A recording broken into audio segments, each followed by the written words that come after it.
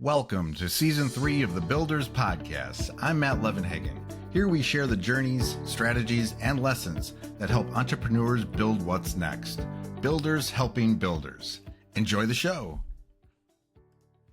Hello, everybody, and welcome to another The Builders. Today, we are joined by Damon Darnall. Welcome to the show, Damon. Thank you. It's great to be here, Matt. So Damon is the founder of Sky Eye Network. Do you want to just take a minute and tell us what that is? Sure. Yeah. So Sky Network it's the largest network of professional drone entrepreneurs in the United States. Basically, we help people start their own profitable drone businesses, flying drones and providing services to clients. And basically, what they do is they help customers make more money, get more clients, earn more money, save lives, introduce efficiencies, and impress everyone they know with Right. data, aerial data collection and videography and cinematography and stuff. But it's everything from doing aerial funerals to doing inspections for cell towers and wind farms and windmills to golf courses to doing real estate, just anything and everything in between. Yeah, I remember our intro call was just like I mentioned that my father was really into drones for a number of years in his retirement, and but it was more recreational, and so that's kind of the framework that I have. Like, it's just recreational, it's something fun you do and use them, and maybe I thought they were used for search and rescue or something or whatever. But when you started telling me all these things and just like all the things they do and what you guys do, I was like blown away. I'm like, Yeah. I haven't even thought that was a thing, but we'll get into that. But before we do, the first time we have you on, a lot of times we like to talk about your journey, if possible, if it's an interesting one, which I think you have one, and talk about your journey, your origin story. And, I know you've been at this for a couple decades, I think at least, and how you got into it, like how you got into entrepreneurship, how you got into business, and how you landed on doing drones. Yeah. So, well, drones for me it was kind of love at first flight. And this was back in 1976. So this was quite a while ago when I started flying. And then, probably much like your dad, it was a passion or a hobby that just really consumed me. Everybody else, all my friends were doing think like Star Wars was a big deal back then, and they Yeah. were getting all this stuff, and all I wanted was my drone. And back then we had to build them all, and it took forever. I think the first drone we built actually took 13 months, which and I was a kid at the time, so that seems like 10 years, when you're Right. when you're there, and but I just was fixated on it, and I think my parents did everything they could to discourage me from getting into it and doing it. And the Back more then, if I road, may, if I can interrupt, like back then, what did a drone look like? Like, what did you use? The stuff out of their garage that you find to put stuff together, like, or they yeah, have kits? they had kits, and drones have been around a while. Actually, the first patent on a drone was by a guy named Nicholas Tesla back in 1898. And they've kind Really? of led aviation. In fact, probably most people are familiar with the FAA, which is the Federal Aviation Administration.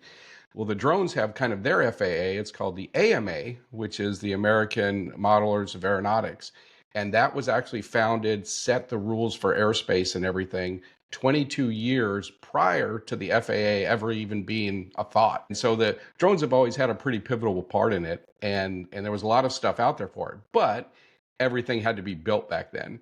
And so part of the discouragement that I think my folks had for me was, well, if we just drag out this building process from 6 months to 13 months, the kid will get burned out and he'll go find something else, as kids do, right? Mm-hmm. But I didn't. I was like a dog with a bone, and I just stuck with it and stuck with it.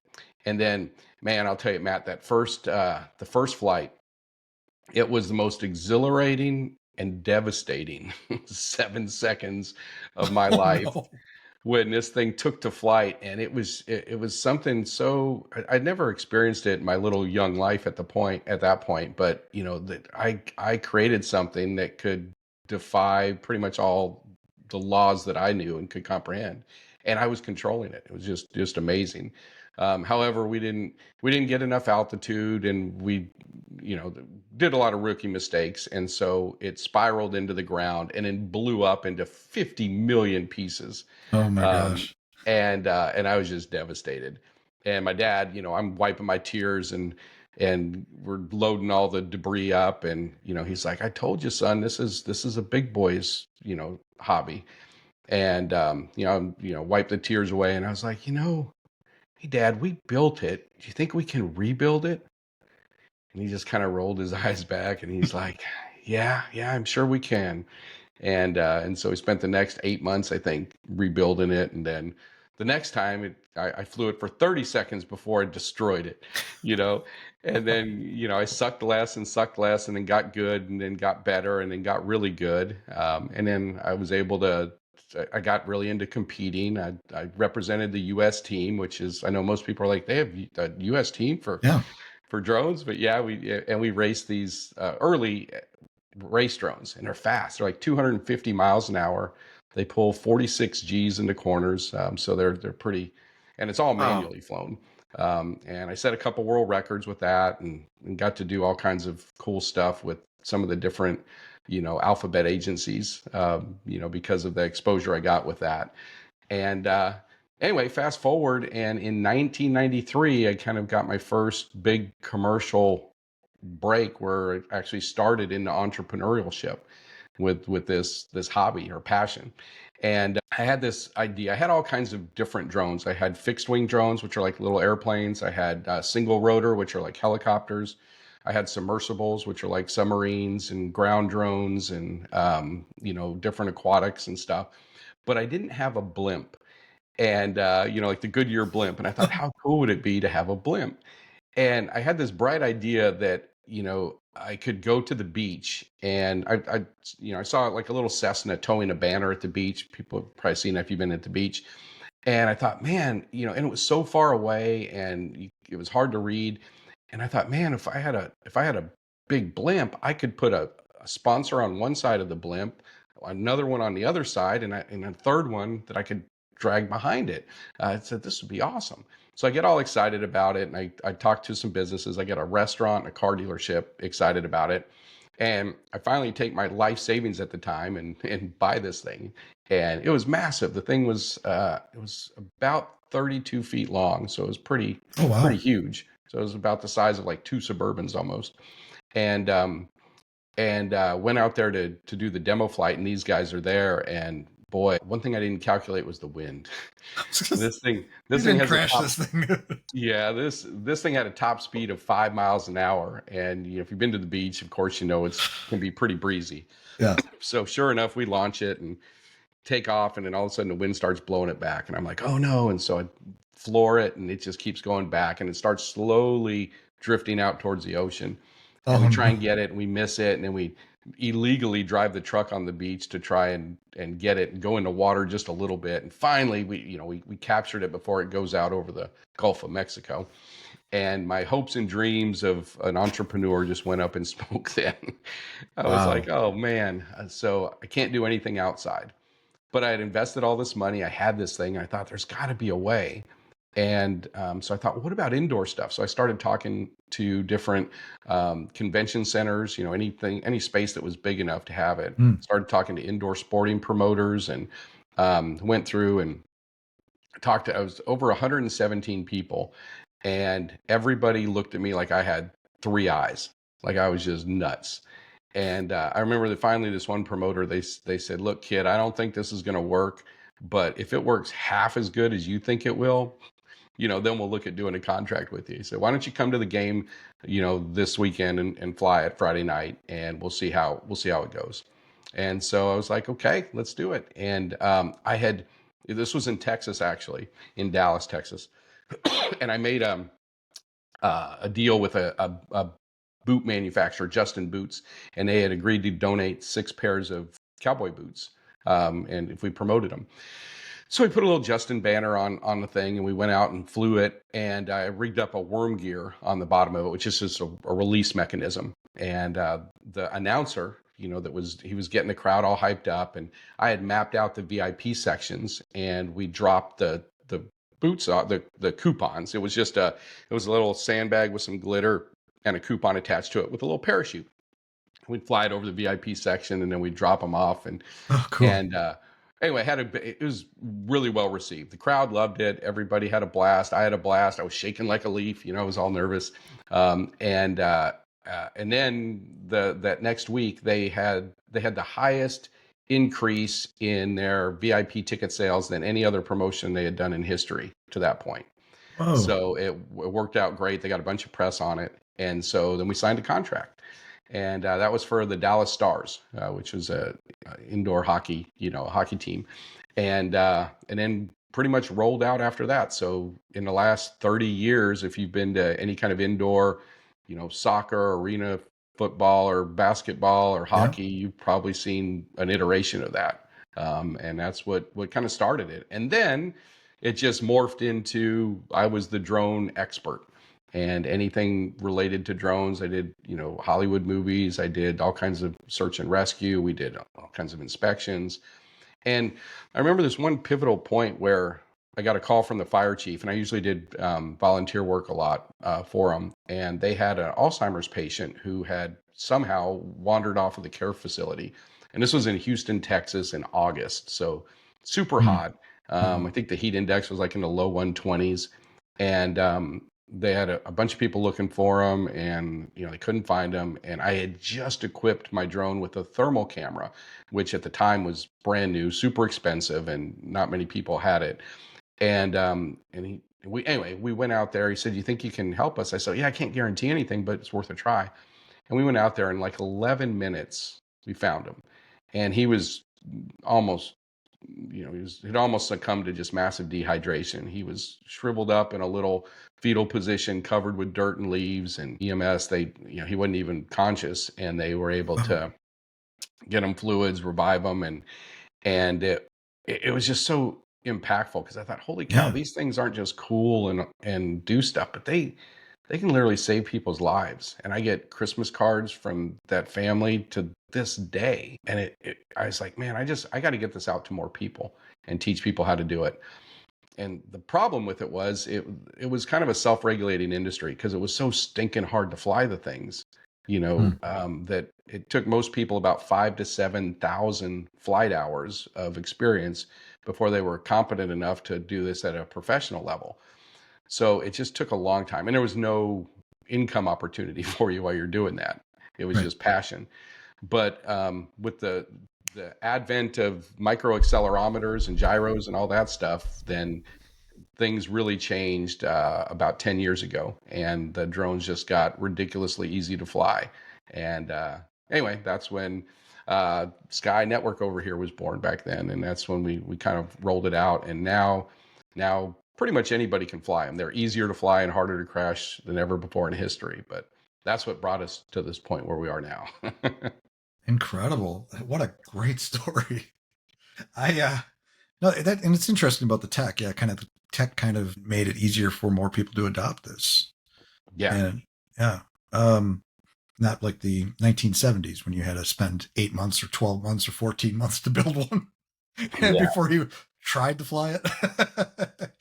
I You have such a story of like number one, obviously it's amazing. We all wish we had that passion for something. Some of us do. Like I have a passion for web design development. At least I think I do. Building things obviously the Right. Yeah. name of the podcast. I like to build things. I like to hear people's story about building things. So, but finding that passion at such a young age, though, and just like you said, like a lot of times, kids are like kind of all over the place, or they'll try something for a while, and then they find something new and go off in that direction, or they fail and quit.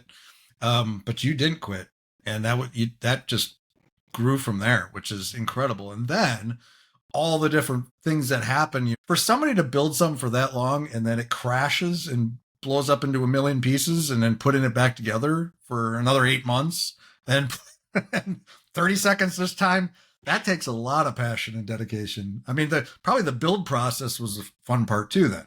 I mean, Well, the whole yeah, I think it was, but it was also I think like you, I think a lot of guys are wired that way too, where it's just the the whole creating something from nothing, building it, Yeah. and then and then actually having it in that sense of completion, kind of like the old days. The you go out on the hunt for days or weeks or sometimes months, and then you come back with the kill, and it's like Right. you Right. bring it Right. to the village type of thing. Look Right. what I've done. And I didn't really think I enjoyed the process because I really wanted the end result, but I think that was all part of it. You do enjoy it, but just compared to it, it was so different. Right. And then how did you land on, like, your first, I think you said your first business was, what was your first time you actually turned it into a business? You were going to try to Well, fly it on the beach. Was that the one? yeah, that was it. That was my revenue. That was my big revenue because I thought I could fly on the beach. I could fly for car dealerships. I could do, Right. Right. sporting events and, all this stuff. And, but it's one of those deals when you do something for fun or a hobby and you're like, if I could get paid for this, it would be Well, right. incredible. That was my question. Yeah. Like, what? Because you obviously knew you had a passion for it, but you wanted to figure out a way I could make a living doing this thing I love and have a passion for. Yeah, So you're looking yeah, for and it that was kind of funny because on monetary. on the on the world stage, like competing in the worlds, they have these things. They're the world competitions, which are kind of like the Olympics. They have them every 4 years, and they're in different countries. And our country, because we have all kinds of amazing sports. We've got football and basketball and volleyball and UFC and everything in between. But in a lot of these other countries, that all they have is their drone pilot. That's like their Formula One for their country. And these guys are, I mean, they get housing, Hmm. essentially equivalent to like a six-figure income. They get a maid, a butler, a chef, and all they Wow. do is they just fly all day. And then they represent their country. And I remember I went over and it was like they shut down the president of the country came out. They had a military flyover. I Wow. was like, this is amazing. And then, I remember one of the trophy girls that I podium, and she was like, "Oh, it must be. I've seen the Macy's parade in New York. Is that what they do when you come back to your country?" And I'm like, "No." Oh, And then I remember I was like, "No, when I get back, I've got to do my laundry and go to work." And she was like, "You do your own laundry?" Like it was this horrible punishment. And I wow. was just like, it's like, wow, it's radically different. These things, these are dorky toys, in the US, but in other countries it was it was the real deal, which was pretty crazy. But seeing these guys and competing against them, and I was like, man, there's got to be a way to generate revenue with this. And so that was always kind of an underlying thing. I did it it's an unconscious competent, Mhm. and did it very unskillfully in the beginning. And that's really where this whole thing came from. It was my business bucket dream list of what I wish I had and what I wish I knew when I started my Oh, my my right. Right. business. Yeah. And I remember when I first started this, I didn't think, probably like a lot of entrepreneurs, you have that self-doubt.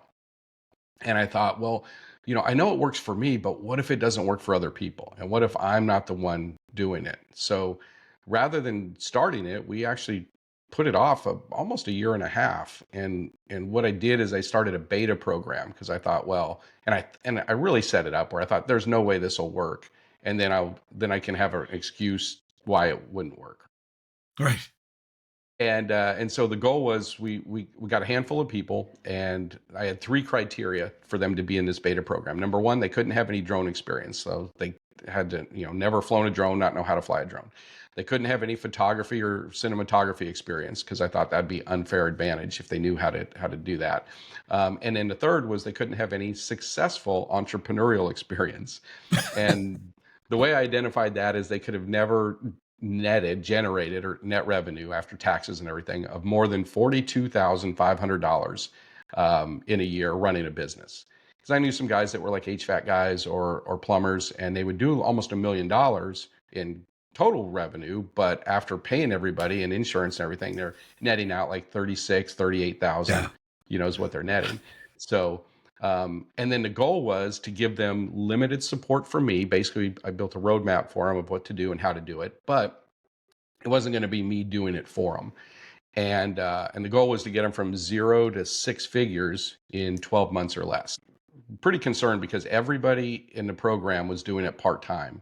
except for one person. One person did it full time. All the other ones either had full time jobs or they were running an existing business of theirs, and they just did it, on the side.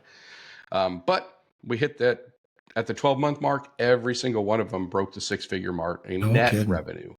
Net revenue. And I was like, this thing works. We got to go with it. And then we rolled it out back in March of 2016. So coming up on 10 years at the time of Amazing. this recording. Amazing.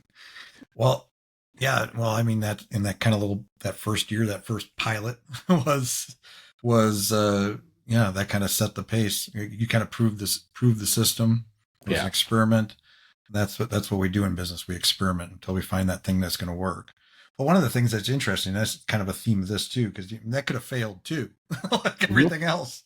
But like one of the things that stuck out to me when you were talking, it was with the blimp when it failed, and but you went back to the drawing board and you didn't just give up. You just like, well, what else can we do with this thing? What are the other opportunities? Where is there no wind? Right. and, Right. and I think that's something.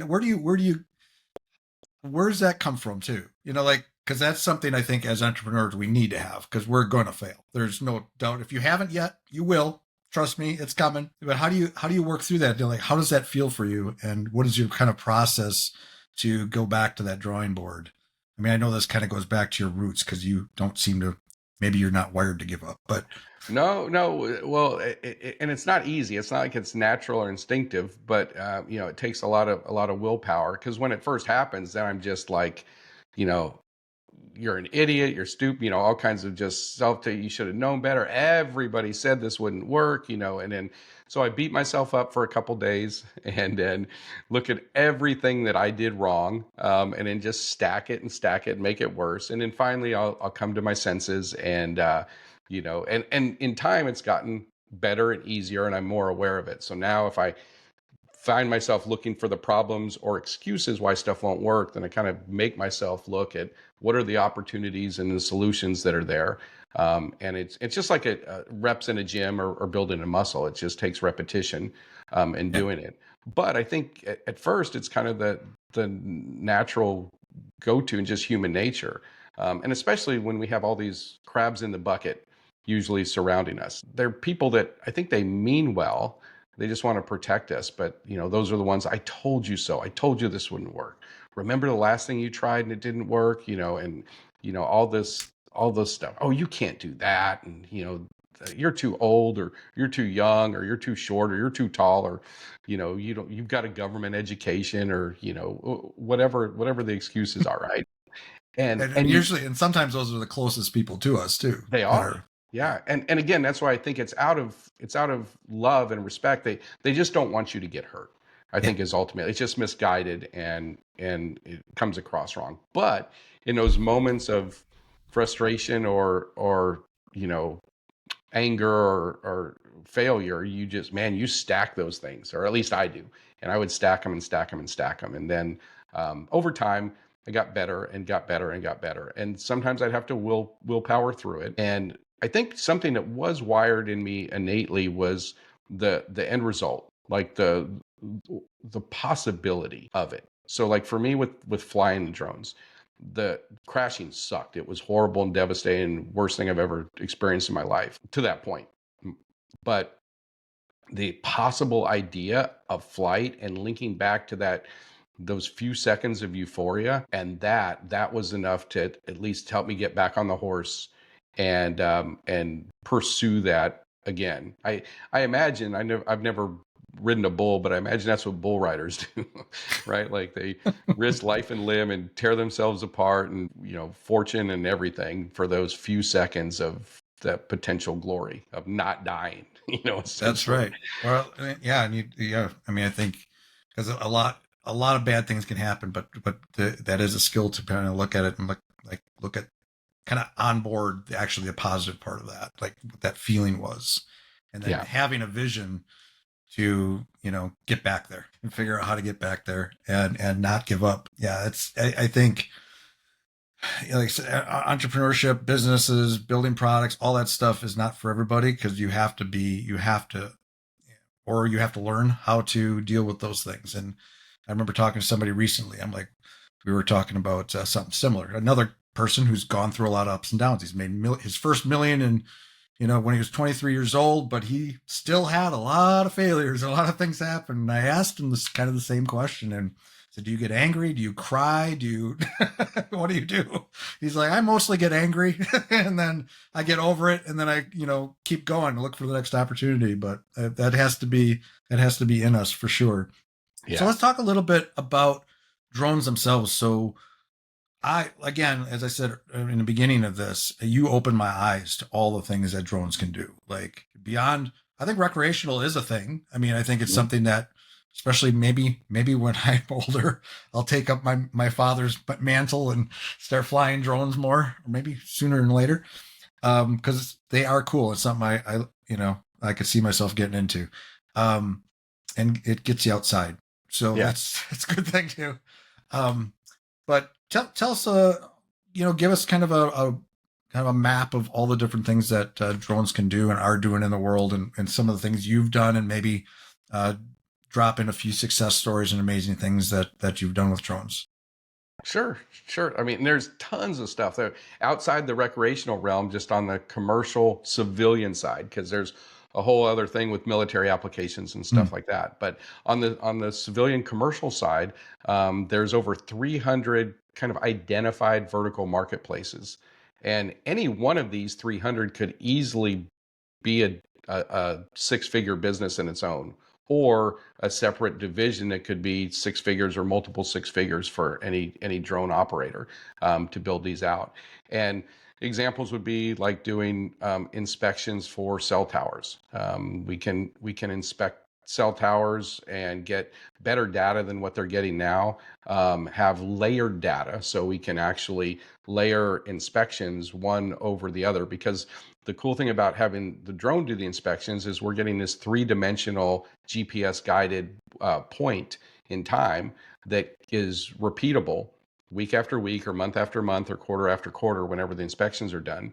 So we can detect little tiny anomalies that, somebody that's on the ground taking pictures or trying to document this stuff, or even worse, a visual inspection of some poor guy that's climbing up there and he's doing 2,000 different towers a year, and trying to remember what tower 686 was 3 months ago. He doesn't remember this little corrosion mark around bolt 222.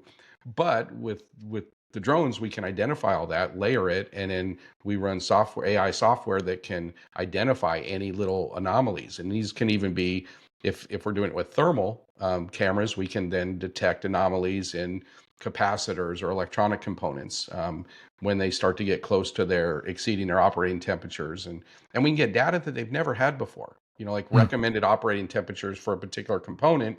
If it exceeds that, does it last for 3 days or 3 years before it fails? And so the companies can then make the decision. We can actually track it in the real world and see when is it going to fail, or they can be proactive and say, okay, we're above the operating temperatures, let's go ahead and replace it now so we don't have an outage or aren't down. um, and the biggest component is we're not risking human lives. Right. I mean, that's the beauty of drones. They can go where places that are dangerous for the humans. Yeah, yeah, and that's the thing that blows my mind. That last year they had for in doing inspections, all inspections in the United States, they had over 300 fatalities, and these are doing bridges and dams and Whoa. wind farms and power lines and cell towers and radio towers and all that stuff.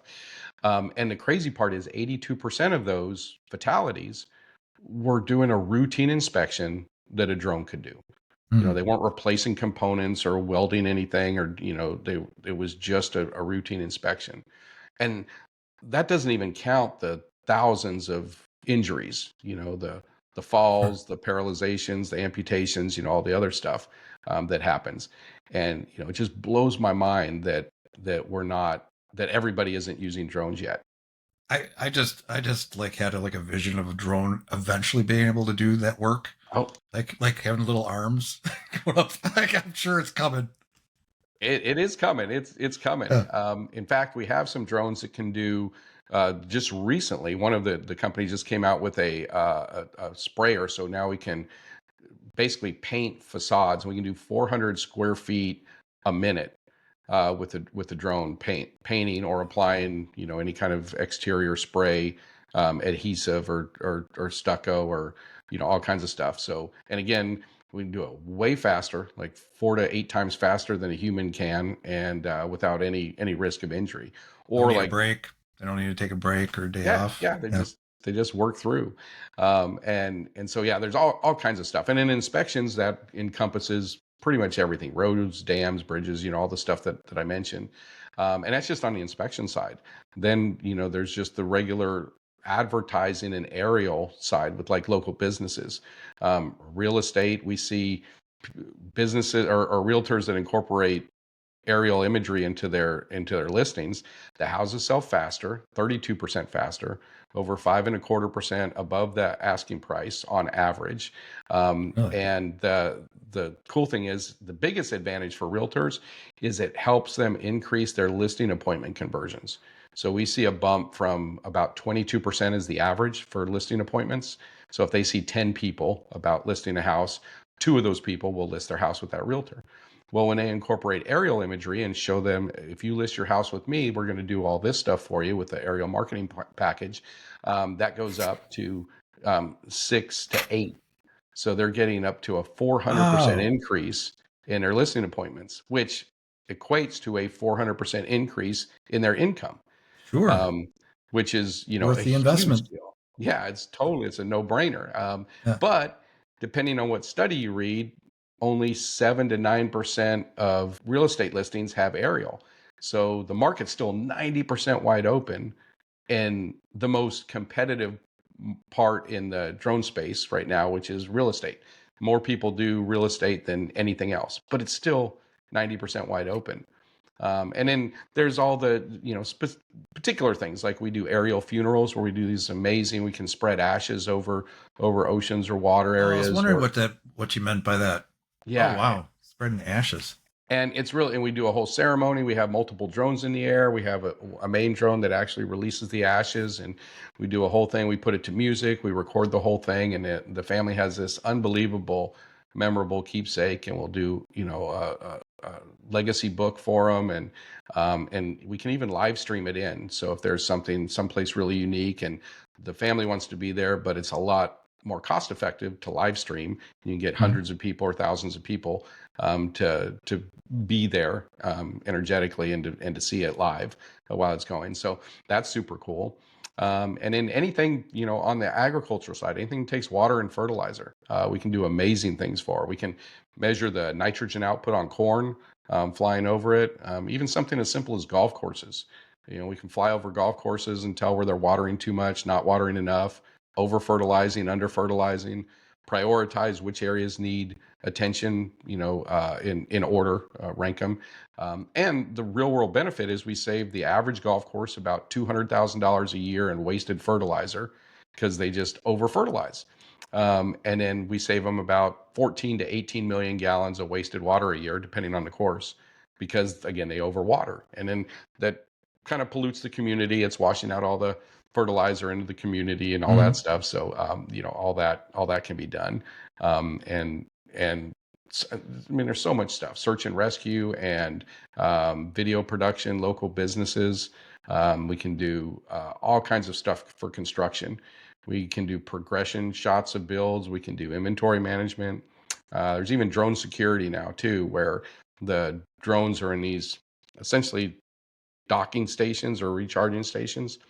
And if an alarm's triggered, drones deployed and airborne within 5 seconds, and it can fly out to the perimeter area. And what we're seeing is in high value construction areas, or other areas where these have been set up, that crime has gone down. Vandalism, crime, petty theft, burglary, and all that, it's gone down 97%, by I'm sure implementing this. no one wants to see a drone chasing after him. Yeah, and just the fact, like, and the cool part is it's catching them before it happens. So, like, if Right. somebody's there with bolt cutters or a grinder Right. to get in there, and then a drone comes flying over and catches, then they just take off and run, and there's no damage, there's no theft, Mhm. there's, it's pretty cool.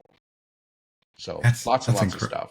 Yeah, I'm sure you're only scratching the surface. You said what? How many? 400 Of different 300, there's over 300 300? now, and yeah, and there'll be thousands. I mean, Yeah. we do a 3-day immersion training where we teach people how to get in and start and everything about it, see if it's a fit for them or not. And pretty much every one of those trainings we do, somebody comes up with some new idea that I've never heard of before.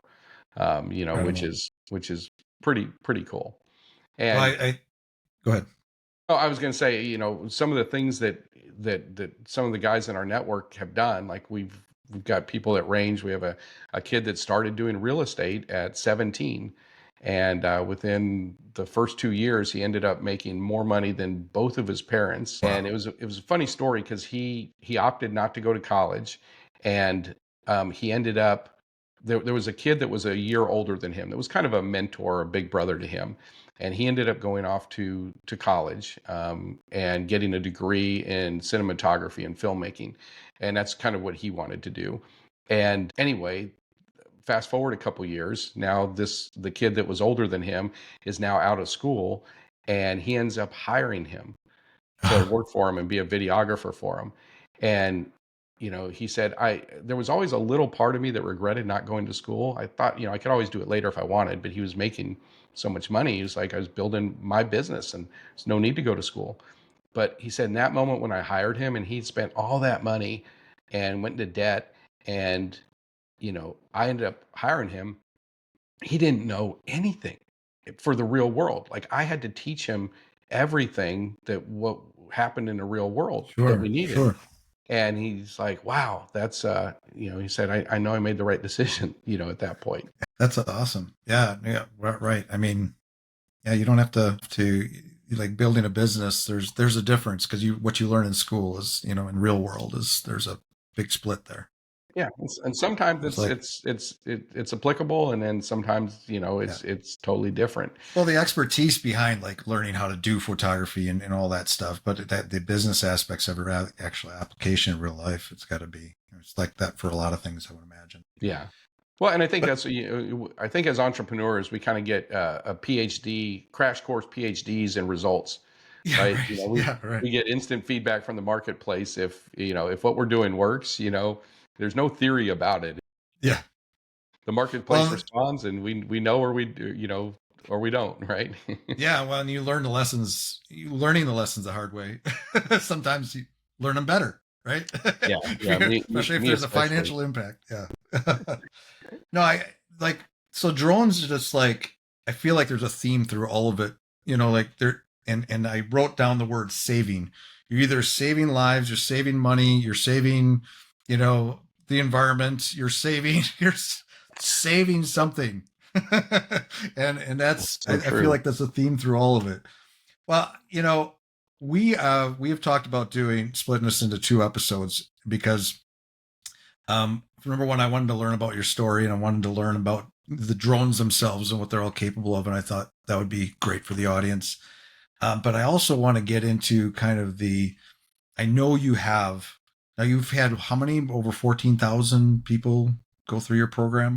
Yeah, yeah. We've 14,000 people go through learning to start a drone business, and then I've trained over 30,000 to get their FAA 107 license, Wow. to get Okay. that so they can fly commercially.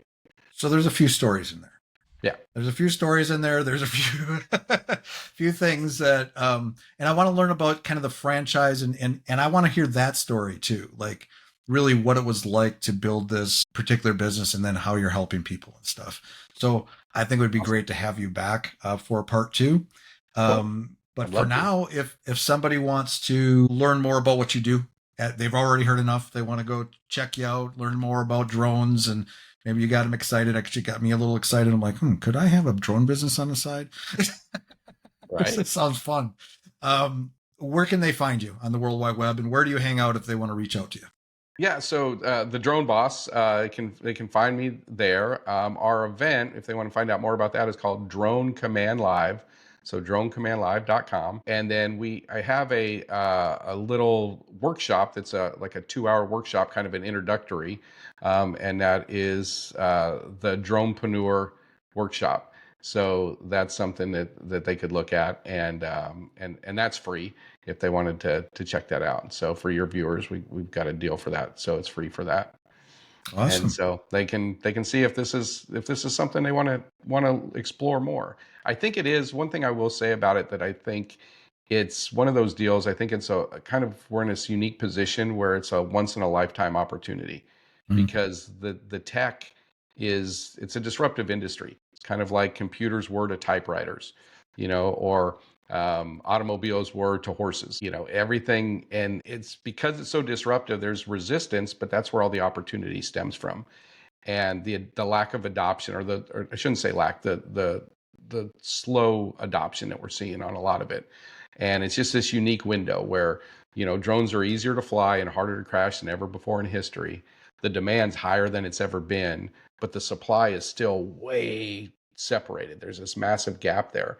And then as this slowly catches up and we end up kind of evening out, then it's going to be like every business. And then you've missed the window there. And I remember I was talking to one of my mentors, and I was like, it just doesn't feel any different. And he looked at me, he said, "How many once in a lifetime opportunities have you been intimately involved with?" And I was like, fair point. Right. No, it's funny because I was going to say, I had a note too, and I forgot to bring it up. I'm like, I've heard this will be probably, I think you're actually one of the first in our season 3. So like 251 or something episodes. Wow. I've listened to a lot of entrepreneurial stories and a lot of people with products and services and all that stuff. And I was thinking halfway through this, I'm like, this is like what it feels like, one of the most groundbreaking, or one of the most with the biggest potential opportunities out there. Like I'm like, the ceilings, it seems like there's no ceiling. Like I feel like there's so many different things. Like I said, there's still a lot to discover, but hundreds of different ways you could turn this into a business. So it's very cool. It's Yeah, very cool. you hit it spot on. In fact, it's funny, all these different companies that do these projected revenue reports and stuff, like Goldman Sachs, where they're, how much of the drone space are they putting their investor dollars and stuff. And Precedence Research, they came out with a pretty comprehensive one. And we just broke the $30 billion number for sales in the United States for commercial drone stuff on the civilian side where we operate. Yeah. And but their projections are that we're going to be at $1.5 trillion in the next 8 years. So Jeez. it's an unbelievable amount of growth. And if anyone just gets a little sliver of that, I mean, that's life-changing, Yeah. generational money for them, which is crazy. It's just Well, neat to be Damon, a part of. I I have a heart. I'm an entrepreneur by heart. So the ideas are sparking. All right. Well, Damon, thank you for joining us. Thanks for sharing your story. It's very inspiring, very exciting. And we'll see you in part 2. Awesome. Thanks All so right. much, Matt. I appreciate you having me. You bet. Thanks for tuning in to this episode of the Builders Podcast. One more quick note about our sponsors. At Unified Web Design, we're passionate about doing better together, partnering with agencies and businesses to deliver exceptional web design, development, and ongoing support. And UnifiedLabs.ai is where we explore smart, practical ways to integrate AI directly into your website and e-commerce flows. From intelligent chatbots to marketing automation to back-end reporting, all with a strong focus on user experience and making your systems work smarter. If you haven't already, subscribe or follow to stay updated on future episodes. And if you enjoyed today's conversation, sharing it with someone who might benefit helps us grow this amazing community. Until next time, keep building smarter, bolder, and with purpose.